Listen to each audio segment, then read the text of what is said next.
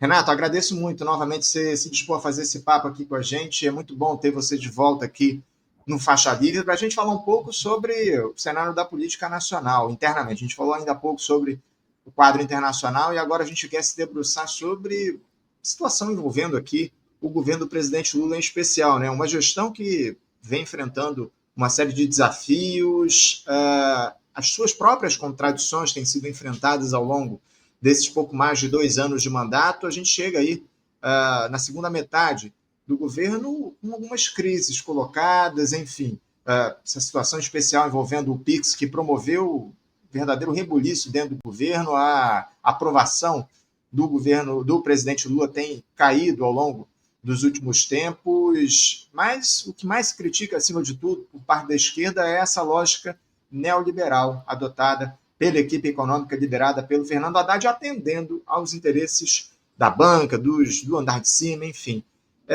Renato, como é que você avalia, nesse momento, o governo do presidente Lula em meio a essas crises e a postura do próprio presidente da República diante desse cenário conturbado que a gente tem, inclusive já se faz previsões aí a respeito da reeleição do Lula lá em 2026. Enfim, como é que você vê essa gestão do presidente Lula, que seria de reconstrução nacional? Está tendo sucesso, Renato? Olha, uma reconstrução nacional conforme a que foi declarada pelo nosso presidente Lula durante o período eleitoral não está sendo realizada, até porque não está sendo buscada, né? Dizia-se naquele momento que ia haver um revogaço, que ia desfazer as maldades do Temer em relação ao aumento de tempo de contribuição de serviço para os trabalhadores se aposentarem, em relação à reforma trabalhista, que acabou com a vida do trabalhador, jogou todas as pessoas na informalidade, que tendo a necessidade de ser empreendedor de si mesmo, porque a ideologia não nasce em meio ao nada, ela é produto de determinadas condições sociais que favorecem. A ideologia também não é mera mentira, eu acho que esse é um elemento que as pessoas têm que perceber. Normalmente a ideologia vem junto com a verdade, ou com algum elemento, traço, característica da verdade. E depois, justamente por isso, consegue ter maior adesão, como essa situação aí dos informais. E o maior desafio hoje do partido é o desafio da austeridade, porque o governo Lula, a partir do ministro Haddad, trouxe para si a responsabilidade da austeridade, e é uma responsabilidade impopular. Vai fazer corte, fez agora o não teto de gasto agora, o arcabouço fiscal, Acabou o né? fiscal, Então a isso. gente passa a substituir o teto de gasto, mas com o arcabouço fiscal, que acabou cortando nas pessoas mais pobres. Então cortou no BPC, reduziu valores do Bolsa Família, tentou procurar pelo em ovo. O anúncio do fim de eventuais fraudes no BPC não pode se dar no mesmo momento em que anuncia uma política de governo, porque isso não é uma política de governo. Isso é meramente um ato de fiscalizatório cotidiano, trivial, sem muito impacto na política pública, que não foi o que foi feito. Então, o que foi feito ali, a gente sabe, foi para cortar dos mais pobres para agradar os mais ricos. A política que reina no Brasil há muito tempo. E isso daí tem feito, é claro, a extrema-direita está utilizando isso. Depois veio essa crise do PIX, que realmente é muito popular, todo mundo usa PIX hoje, né? Então, falar que vai taxar o PIX, ou que vai monitorar os indivíduos para saber exatamente o quanto eles estão gastando, recebendo, para impor taxas e demais aí, impostos, né? Isso daí realmente fez um estrago muito grande na popularidade do presidente e mostrou a força, né, do canhão da fake news da direita, porque a gente também já sabia, não é nenhuma novidade. Agora, o que eu fico pasmo não é tudo isso. Essa decisão está dado. O governo quis entrar no jogo da austeridade, comprou a agenda da Faria Lima. O Galípolo não é tão diferente assim do administrador anterior do Banco Central, a gente sabe disso. E o governo se vê amarrado por um centrão chantagista e agora com mais musculatura, extremamente poderoso em relação ao governo Lula 1 e 2. Ok, isso está dado. Agora, o que deve ser feito, ao meu ver, é o que foi feito pelo Trump, o que foi feito pelo Bolsonaro, e que, por ausência de coragem, não foi feito pelo Partido dos Trabalhadores, que é a doutrina do choque, Anderson. Houve uma grande mudança, a população está um pouco perdida, sem saber o que fazer, afetada por crises das mais variadas, tem que impor mudanças drásticas, porque esse é o momento. É o momento inicial, onde as forças ainda não estão acomodadas. O governo Lula fez diferente. Acomodou as forças da maneira que mais agradava a elite brasileira, né? A elite, principalmente a elite financeira, e depois disso tenta modificar a estrutura em prol de um desenvolvimentismo frágil e fraco por conta de todo esse recesso e dessas crises que a gente tem vivido. Muito diferente do que o governo, dos momentos do governo Lula, dos meados do governo Lula 1 e começo do governo Lula 2. Então, faltou essa doutrina do choque. Faltou impor mudanças drásticas que foram anunciadas na campanha, entre elas, principalmente, talvez, o Revogás. Segunda coisa que foi feita, por exemplo, pelo Bolsonaro. Bolsonaro fazer uma política sem política. Como isso? Pô, sabemos nós, principalmente da tradição marxista, que se você não fala sobre redistribuição das riquezas que a sociedade produz, você de fato não está falando sobre política. O resto é um tanto de perfumaria. Mas se você não fala daquilo que importa, o povo brasileiro é essencialmente pobre. Os índios, a comunidade indígena brasileira é essencialmente expropriada, expoliada, e não tem a terra, que é a principal reivindicação. Não é a única, mas é de longe a principal reivindicação, ou seja, a reforma agrária, a redistribuição das riquezas. A população negra, na falsa abolição, que não teve empregabilidade, não tem terra até hoje, não teve educação formal por um bom tempo da história, precisa do quê? Da redistribuição das riquezas, da reforma agrária, de plantar e colher com autonomia e sem precisar ser assujeitado pelo mercado de trabalho, que é de propriedade dos brancos europeus que fazem frente avançada num país neocolonial como o nosso. Ponto final. Agora, o que o Bolsonaro fez? Disse o seguinte, Anderson, olha que curioso. A política econômica do meu governo é inquestionável, inclusive por mim mesmo. Há um casamento único que não haverá separação nunca no meu governo. É o com o Paulo Guedes. O que o Paulo Guedes decidir, está decidido. Ele delegou a capacidade política para Faria Lima, na figura do Paulo Guedes. E atuou aonde? Na política, no que diz respeito aos costumes, à moral, à ética, à forma de organização social, animando os sentimentos, principalmente os afetos, animando os afetos. Principalmente qual deles? O medo. A esperança também, em relação aos próprios bolsonaristas, muitos eram esperançosos, mas a grande maioria era pelo medo. O medo do banheiro, do terceiro banheiro no colégio, o medo do comunismo, o medo disso, o medo daquilo, o medo daquele outro, medo. O governo Lula, já que, infelizmente, Anderson, infelizmente, de algum modo, faz a mesma coisa com a política econômica, porque se trava, se prende, amarra grilhões nos próprios pés, que é essa política de austeridade, né, do pacote fiscal, então que pelo menos tenha uma incidência significativa, estratégica, planejada nos outros ramos da política, que são dimensões menores, mas que a gente viu que mobiliza o povo brasileiro, quais sejam moral, ética, pautas como a corrupção, a anticorrupção, a denúncia. Olha, Anderson, eu fiz uma denúncia ali na Assembleia Legislativa do Paraná e mostrei que o presidente da Assembleia Legislativa do Paraná era corrupto, recebia propina de uma empresa que teve licitação, provavelmente, né, fraudada, direcionada, porque senão não estava pagando propina. Né? Qual parlamentar veio comigo, Anderson, para fazer essa denúncia, para se levantar, para bater de frente?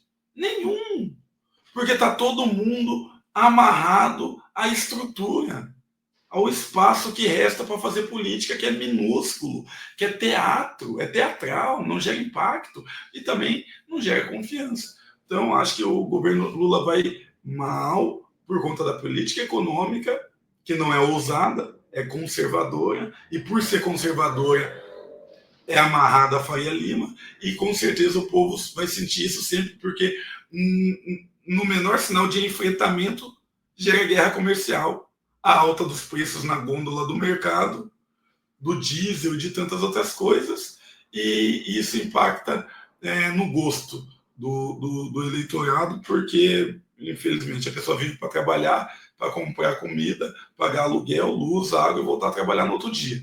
Uhum. Segundo, a pauta da moral, dos costumes, da ética, da justiça, nessa perspectiva mais abstrata, está absolutamente monopolizada pela direita.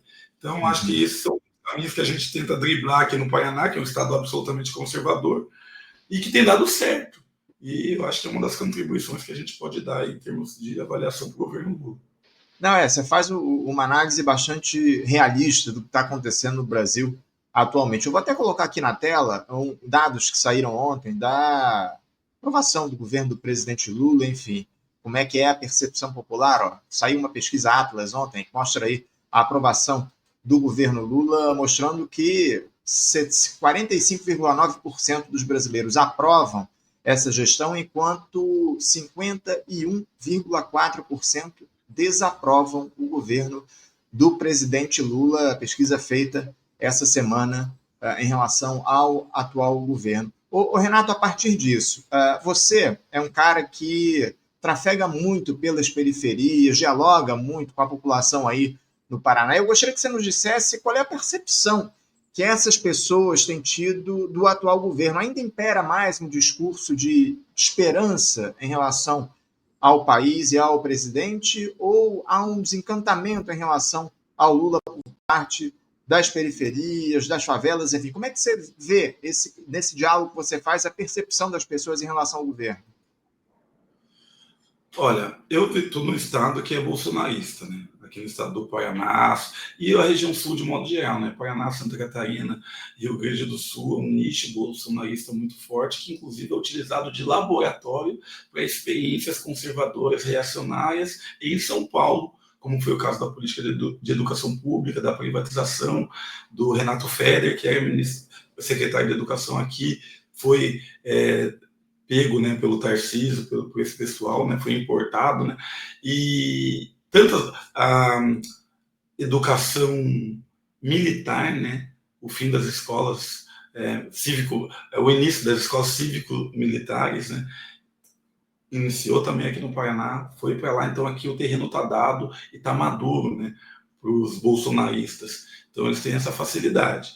Aqui, nas periferias de modo geral, as pessoas acabam, infelizmente, inclusive nas periferias, né, diga-se de passagem, as pessoas acabam também desenvolvendo esse sentimento antipetista por conta de uma máquina ideológica muito forte aqui do governo, que, para você ter ideia, não só o dono da Gazeta do Povo, que é hoje o jornal mais reacionário do Brasil, o dono da Gazeta do Povo é também o dono da Rede Globo, da afiliada Rede Globo, que é a RPC, como também o dono do SBT é o Ratinho Pai, que no caso é pai do governador Ratinho Júnior.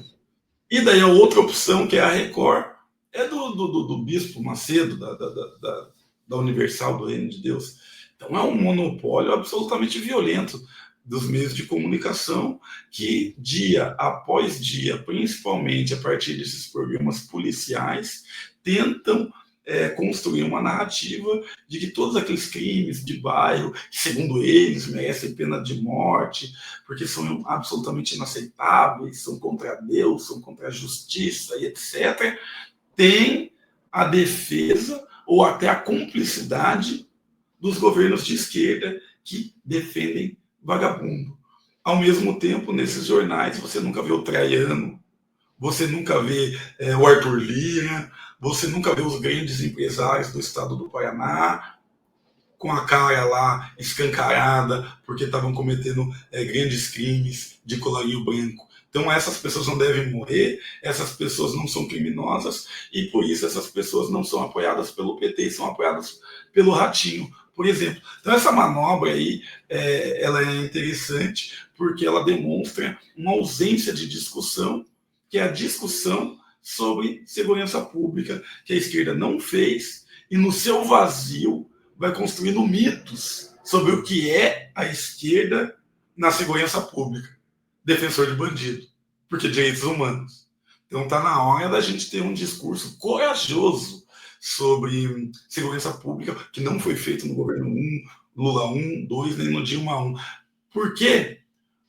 Foi feito o contrário, inclusive, a lei de drogas, né, é de 2006, né, assinada pelo presidente Lula. Por quê? Ao meu ver, Anderson, daí sim, por medo que é característico do reformismo, que infelizmente é característica, claro, do Partido dos Trabalhadores nos seus governos. Um partido reformista médio ou fraco na perspectiva do desenvolvimentismo. Por quê? Mano, olha só, te dar um exemplo do sistema carcerário. Eu sou um criminólogo, eu pesquiso o sistema carcerário. Quando uma facção domina uma cadeia, sabe o que ela faz, Anderson? Ela arroga para si, ela traz para si o monopólio das facas. Facas são as armas improvisadas, né? Os ferros, que eles, enfim, eles trazem para si um monopólio. A partir daquele momento, ninguém pode matar ninguém na unidade prisional e ninguém pode possuir meios para matar alguém. Isso é o princípio do Estado moderno, Anderson. Um monopólio legítimo da violência. Max Weber já nos dizia isso. O Estado não é conceituado pelos seus fins, e sim pelos seus meios. No caso, qual meio? Monopólio legítimo da violência. A finalidade, um é capitalista ou socialista, um é teocrático, o outro é laico. Tanto faz as finalidades, mas o meio de todos no Estado moderno é esse, monopólio legítimo da violência. Quem exerce na prática o monopólio dessa violência?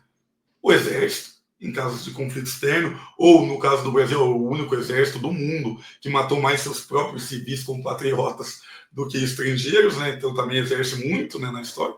E principalmente no dia a dia, a polícia militar.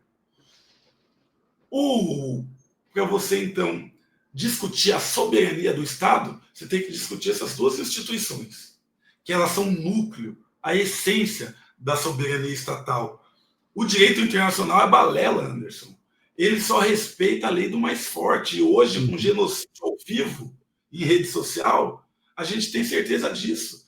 A força só reconhece a força. Não teve golpe no Brasil. Por quê? Porque o Lula foi um exímio negociador? Porque o Flávio Dino estava por detrás? Porque o STF é forte e fala um juridiquês perfeito? Porque a mídia é democrática? Não, balela. Não teve golpe no Brasil porque os Estados Unidos da América não permitiram.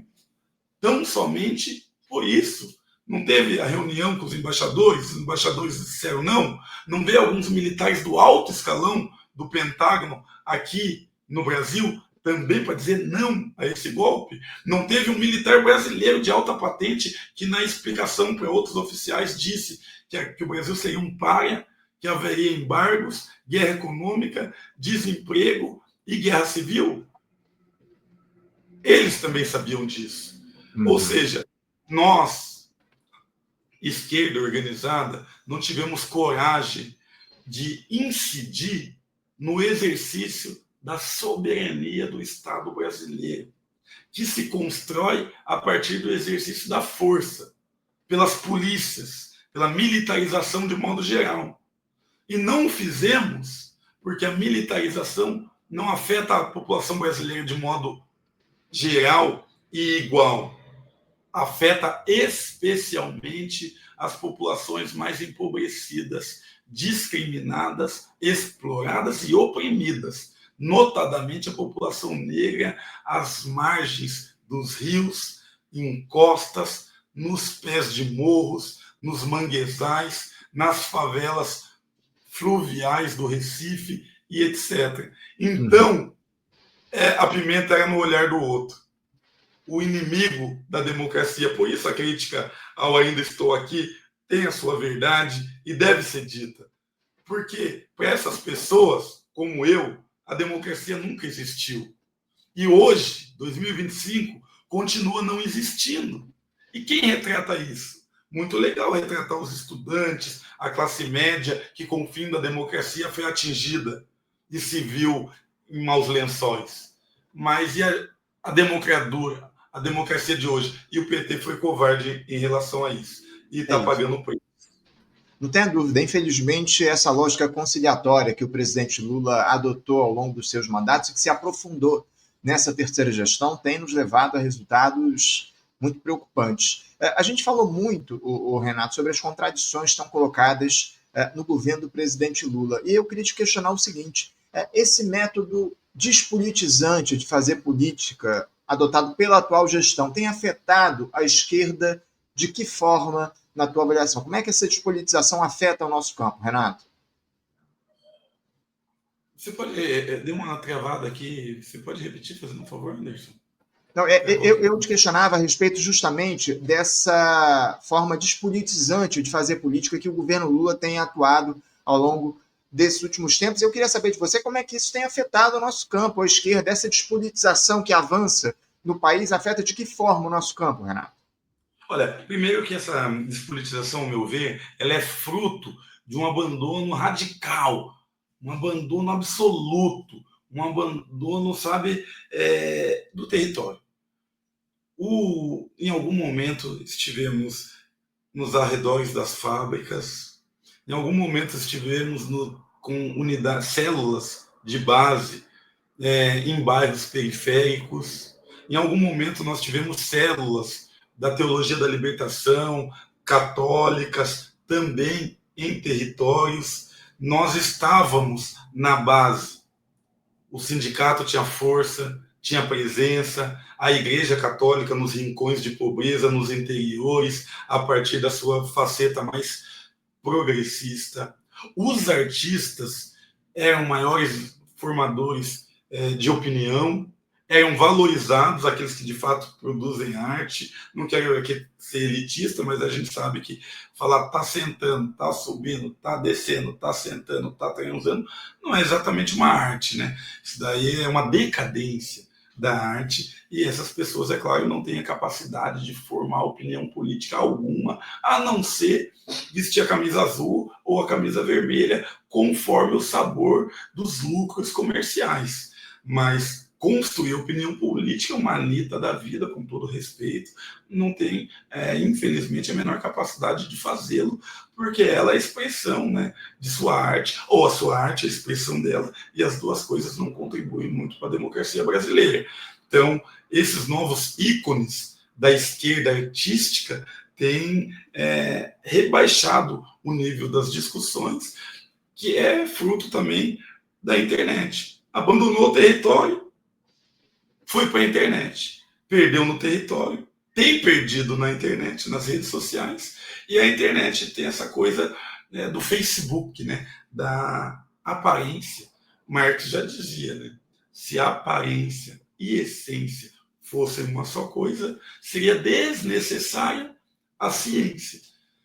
E hoje a aparência é tudo nas redes sociais, porque você tem que fazer para viralizar um vídeo de 30 segundos. Você tem que repetir uma frase clichê que tem a capacidade de rodar toda a internet, de viralizar na internet. Qualquer raciocínio um pouco mais profundo encontra como um obstáculo intransponível do outro lado da tela a preguiça intelectual daqueles que querem apenas reproduzir, delegar o seu ato de pensar a outrem, a um ídolo, a um mito e apenas reproduzir o que esse mito está falando.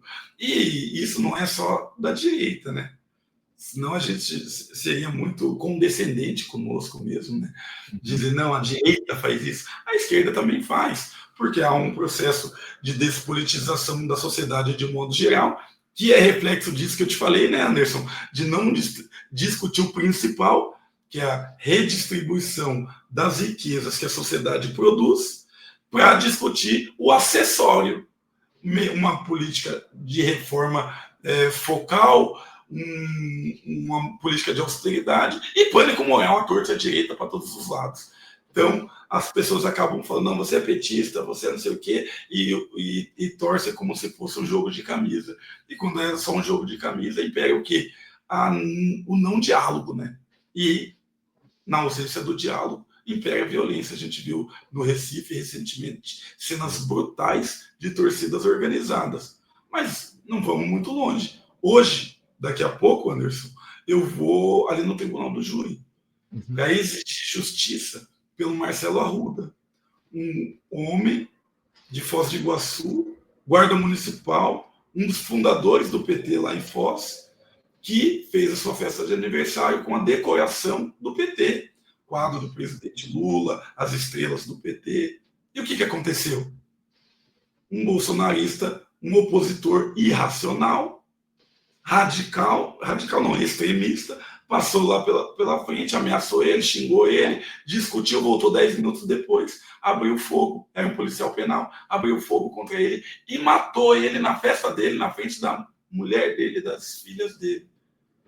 Isso não é uma postura de torcida organizada? Com certeza, de irracionalidade. Você é meu inimigo independente, você é meu inimigo absoluto, não por uma dimensão política mais, e agora por uma dimensão fetichizada, uma dimensão estética mal compreendida. E o governo petista tem contribuído para isso. O próprio partido. O Paraná, dou o nosso exemplo aqui. Anderson, olha o que eu vou te falar. Eu fui filiado em 2004 ao PT. Em 2006 eu saí com o pessoal que fez o PSOL na época. Daí voltei em 2017 para o PT agora. De 2017 até agora, 8 anos. 8 anos. Vai fazer 8. Sabe quantos eventos de formação política para a base do PT abertos na sede ou em algum lugar emprestado foi realizado aqui no Paraná? Nenhum, Anderson. Nenhum.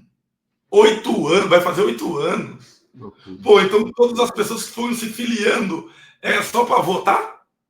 Não era para participar? Não era para se qualificar no debate? Não era para ser também uma liderança na sua comunidade, no seu trabalho, na sua igreja, no ambiente de socialização onde vive? Não, era só para votar mesmo.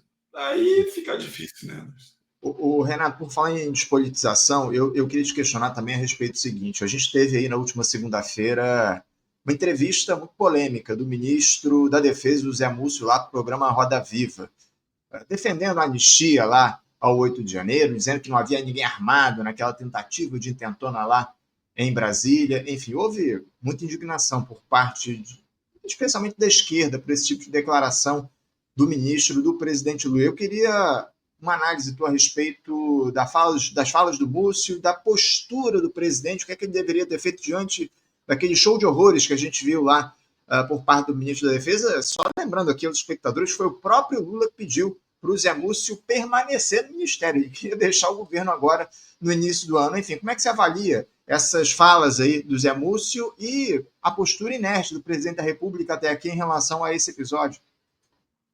É consequência, né? É consequência de você não, novamente, né? A gente volta à fita. A consequência de você não atacar no sentido dialético, né, do ataque, da construção, da crítica, de você não atacar o partido fardado, que no caso é o único que exerce de fato soberania no território, quando, por exemplo, uma facção criminosa no Rio de Janeiro diz que a polícia não pode entrar, essa facção está exercendo querendo ou não, soberania num determinado território, num morro, enfim. Os militares exercem a cidadania no nosso país. Ou seja, é um núcleo do poder.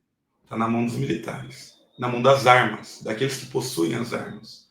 Não atacou o militarismo cada vez mais crescente no pós-ditadura na sociedade civil, a partir de policiais como o BOPE, como a Rota, em São Paulo, que se espalharam para todo o país. Aqui no Paraná é BOPE também. É a Rony, é BOPE, é a Polícia Letal, tem essa política de não vamos prender, nós somos a política que mata, declaram isso. Derrite falou que policial que não mata, para ele não tem nem respeito. Isso é um entendimento que levou o Bolsonaro à presidência. Bandido bom ou bandido morto. Esse foi o slogan do Bolsonaro que levou ele à presidência. Nós não atacamos eles. Pelo contrário, nós conciliamos com eles. Porque não éramos nós, entre aspas, que estávamos sendo presos, assassinados, humilhados, torturados. E por isso a gente comprou a ideia deles, do militarismo cada vez mais crescente. As primeiras ocupações no Morro do Rio de Janeiro, as unidades de pacificação, assim como os Estados Unidos, assim como o Exército de Israel, né, que é um exército de defesa, as forças dos Estados Unidos, forças de pacificação, o Brasil também comprou essa ideia, e foi no governo Lula, né, a gente tem que lembrar isso, né?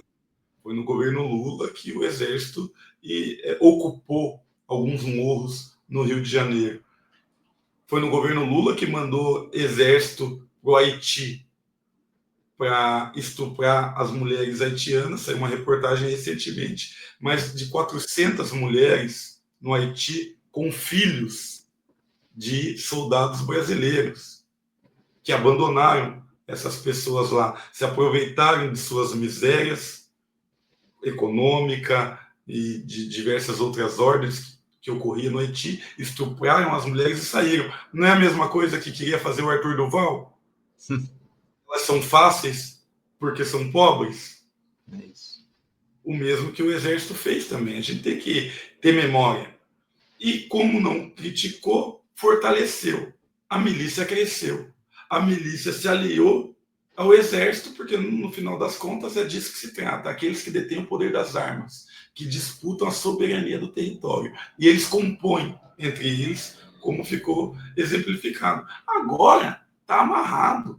O governo Lula não tem condição alguma de fazer um enfrentamento real ao Exército Brasileiro. Já se demonstrou, o governo abaixou a cabeça. Quem disse não foi o Exército dos Estados Unidos, mas o governo Lula não teve coragem de vir à frente, de demitir o José Múcio depois dessa declaração absurda e de colocar na sua estrutura um controle civil sobre as Forças Armadas. Pelo contrário, continua autonomia de organização, autonomia orçamentária e todas as benesses que tem o partido fardado. Então, Anderson, a gente está só alimentando o próximo ciclo de crise financeira, de crise econômica, de descontentamento, de descrédito das instituições, para que novamente o Exército venha como poder moderador. Renato, para a gente encerrar, porque eu preciso te liberar, eu tenho outro entrevistado também já aqui nos aguardando do outro lado da tela, rapidamente. É possível a gente produzir um processo revolucionário a partir da institucionalidade burguesa, o Renato, ou pelo menos utilizá-la de alguma forma como ponto de partida para uma mudança de paradigmas aqui no nosso país? Como é que você vê a possibilidade de se fazer, ou de se produzir, ou de se levar à frente uma revolução no diálogo com a institucionalidade? Olha, eu acredito muito, né? Acredito muito mesmo, porque a institucionalidade dá a capacidade de ampliar, né? É um amplificador para a nossa voz, amplia a nossa visibilidade e nos dá a possibilidade de incidir nos territórios. Hoje eu estou aqui, eu posso estar amanhã em Maringá, em Londrina, posso ir para Sergipe, posso ir para São Paulo, e as pessoas olhando e pensando, pô, é possível enfrentar os bandidos de colarinho branco. É possível enfrentar os coronéis que comandam a nossa república desde antes dela ser república, desde a monarquia, desde as sesmarias, essas pessoas estão no poder e alguém vai lá e fala verdades cortantes na cara deles para que o povo entenda em linguagem simples. E isso é revolucionário. Isso lava a alma do povo. Ah, Renato, mas isso não aprova projeto, porque eles não vão aprovar nunca nenhum projeto seu que seja realmente significativo para a sociedade. Verdade. Ah, Renato, e isso também, o posto parlamentar não te dá condições de fiscalização a rigor mesmo da máquina estatal, porque vocês, quem não senta no banquete, nem sabe o que é dividido e o que não é dividido. E de fora, você não consegue ter esse acesso porque eles são blindados, inclusive, pelas instituições que deveriam fiscalizá-los, como o Tribunal de Contas, o Ministério Público e Poder Judiciário.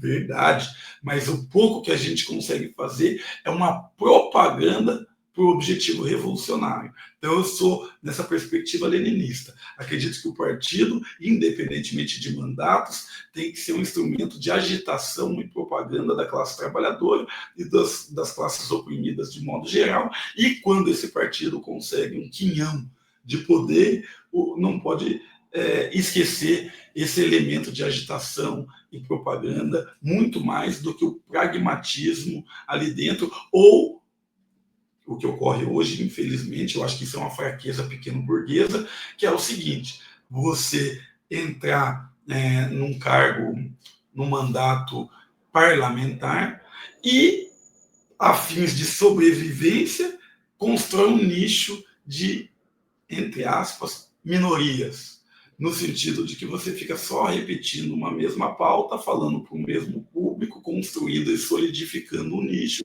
para garantir reeleição. E daí fala o que o outro quer ouvir.